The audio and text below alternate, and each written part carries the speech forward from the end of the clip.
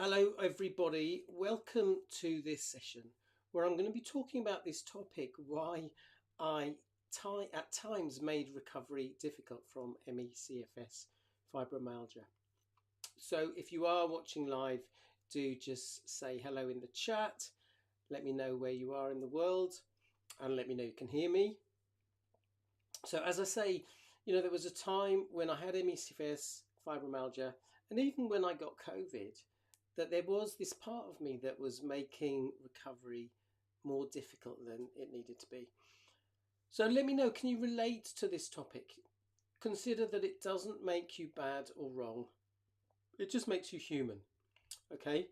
So in this session, I'm going to explore strategies, reasons for this, and strategies for overcoming this.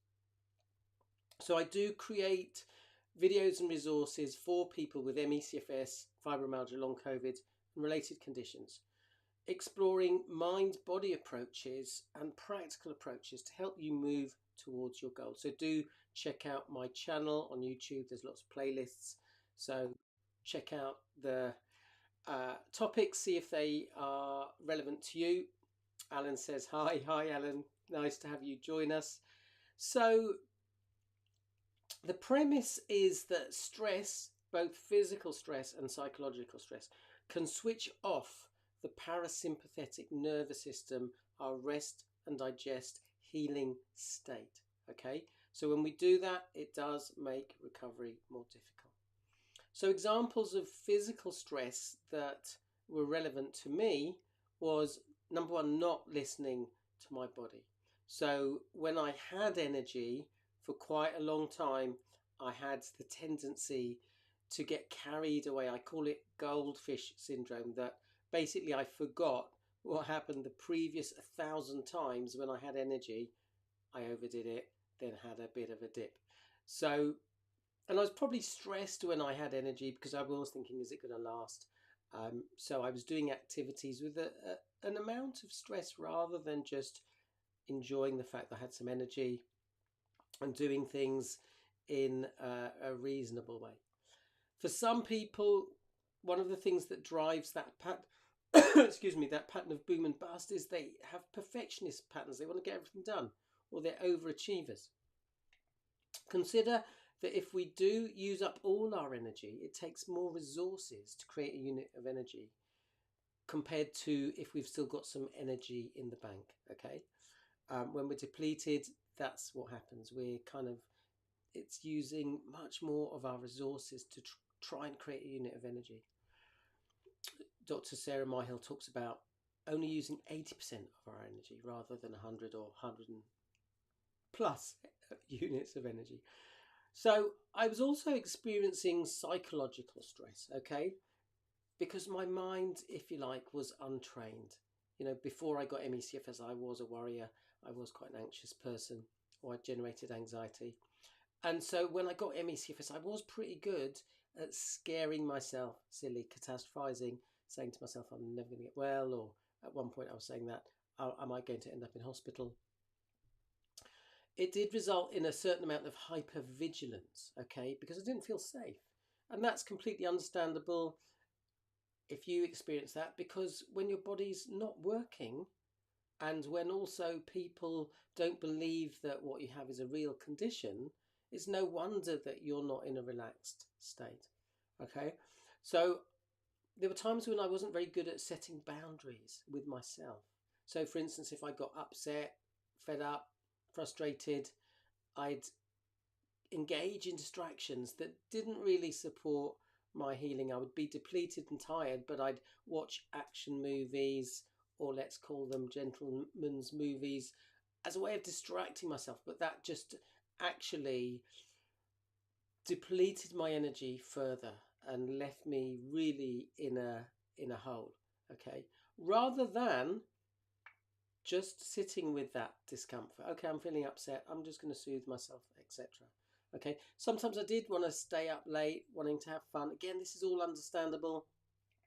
Some people binge on chocolate and biscuits when they feel upset or for pleasure. Some people, even with ME, use recreational drugs or alcohol because they want to feel good. So that's understandable that we want to have those good feelings, and we've always, of course, got to get the balance right between feeling good and taking care of ourselves. I generated a lot of self-doubt. I was worried about what people thought. I was worried that people were judging me, that saying, oh, it's all in your head. It wasn't. It was a very real physical condition. And I wasn't very good at setting boundaries with others. At certain points, I was kind of indulging in people-pleasing activities. Okay.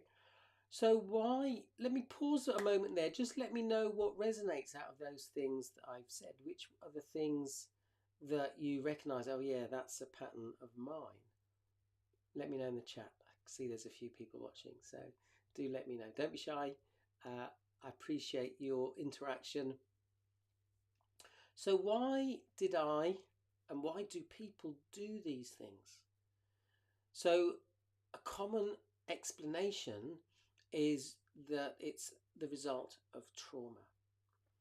And that trauma can be big T trauma, abuse, physical, etc., or small t trauma, maybe not getting our needs met. For some people, it's neglect rather than having the experience of feeling loved. Now, not getting our needs met is part of the human condition. Okay, it's not useful to blame, for instance, our parents or others because they were doing their best. But we can learn that it's not okay to show our emotions. We can learn as we get older to put other people first, and therefore we're not meeting our needs. This can result in us suppressing and repressing our emotions.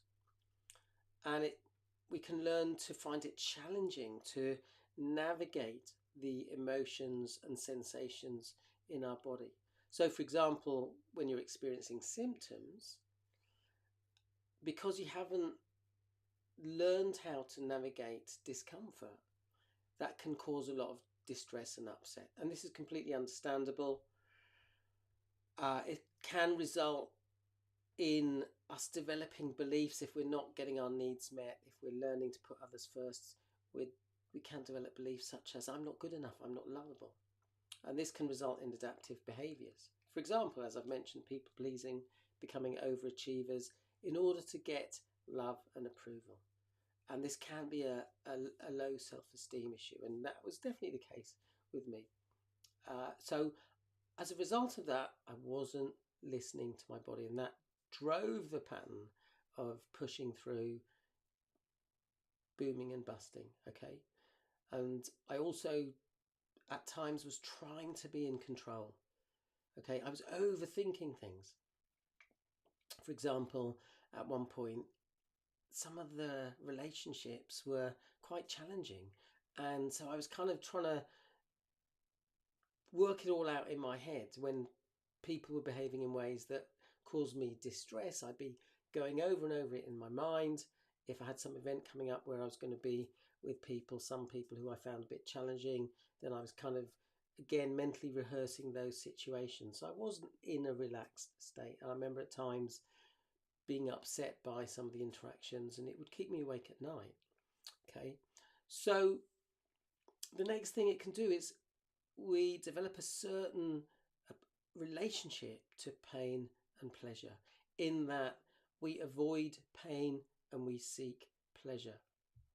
I remember reading something about difficulty with delayed gratification, and I could see myself in that, because I had this inability to tolerate discomfort. And so I was kind of sabotaging my long-term goals of wanting to get healthy in favor of short-term relief or pleasure. Okay, so as I say, when I felt upset, I would get involved in distractions, staying up late. Okay, someone's posted something promoting some product, so I will delete that later. Thanks very much, Leo, for spamming my live session.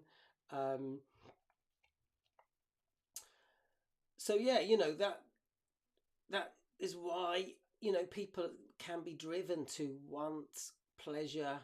As I say, some people engage in recreational drugs. I know someone who used to smoke a certain substance, and he did end up in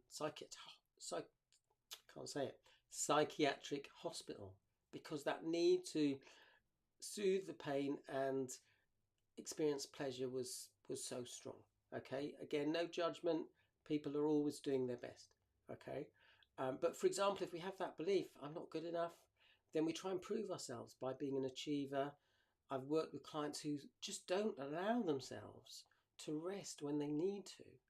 And I remember one time I did just decide to just sit with my discomfort and do a little exercise called flip the switch. If you'd like that exercise, then comment below and I'll share it. Put the word flip. Joanne's saying hello. Hi Joanne. Um, so let's talk about some solutions. Actually, before we do that, I invite you just for a moment to take a breath. If it's safe for you to do so, just close your eyes for a moment. I invite you just to breathe in through your nose, as long as that's comfortable, into your belly. Breathe out of your nose. And as you breathe in and out, just allowing your out breath to be a little longer than your in breath. And as you breathe in and out, I invite you just to recognize that there's a part of you that is wise. Okay? I invite you to connect to that part of you on a daily basis. If you like, you can carry on listening with your eyes closed or open them when you're ready. Samantha says hello and flip. I will share that with you, Samantha. So the first step of solutions is to connect to your wise self. Okay, when we do that, we can surrender, we can be more accepting, we can let go of the need to be in control, we can let go of patterns that don't serve us, like people pleasing. We can let go of trying to control how people view us. We can connect to our own goodness. We can cultivate that sense that you are lovable as you are. You are enough as you are, even with a health challenge. There are people who know you, who love you for the person you are. There are people who haven't even met you who would love you for the person you are. When we connect to that wise self, we can cultivate self-love, self-compassion. And so if we do things that kind of slow down our recovery, then we can forgive ourselves.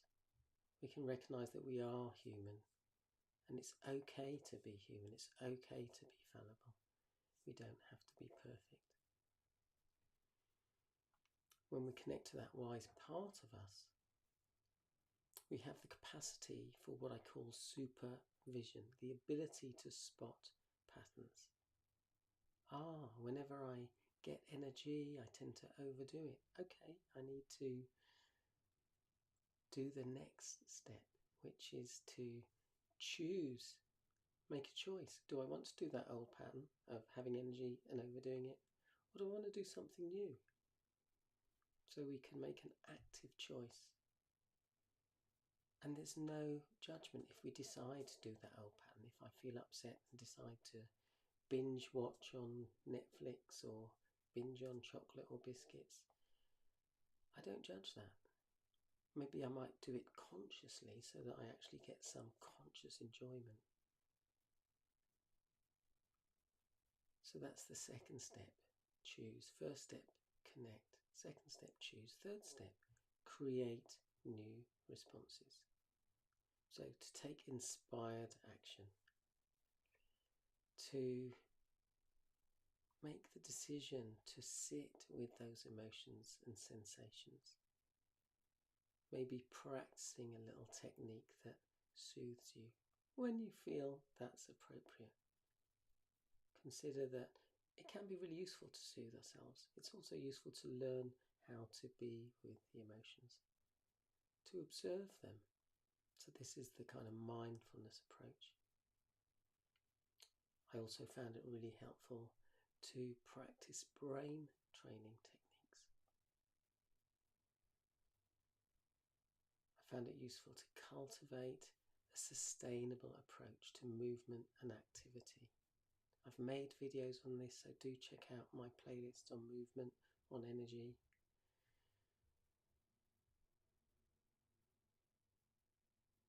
I may choose to prioritise my needs, invite you to consider the question, what do I need right now?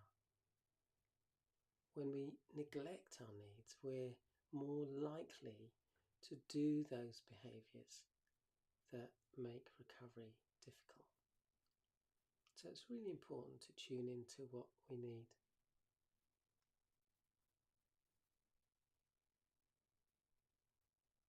It might be important to speak up, to set boundaries with others, with love.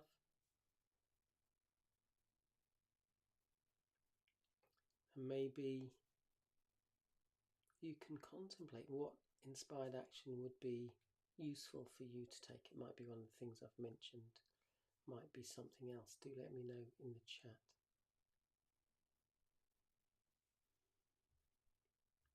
So I'm going to pause there and invite you just to let me know what's your key takeaway from this video. What resonated? Where did you recognize yourself in what I said? So if you'd like to be part of a supportive community, do join my Facebook group, comment Facebook, and I will share the link. In that group, I'm happy to ask you a few questions and point you to some free resources that may help you. Okay. If you'd like to explore one-to-one or group coaching, or would like to know more about my Building Resilience course, which is a 12-week course, then again comment below.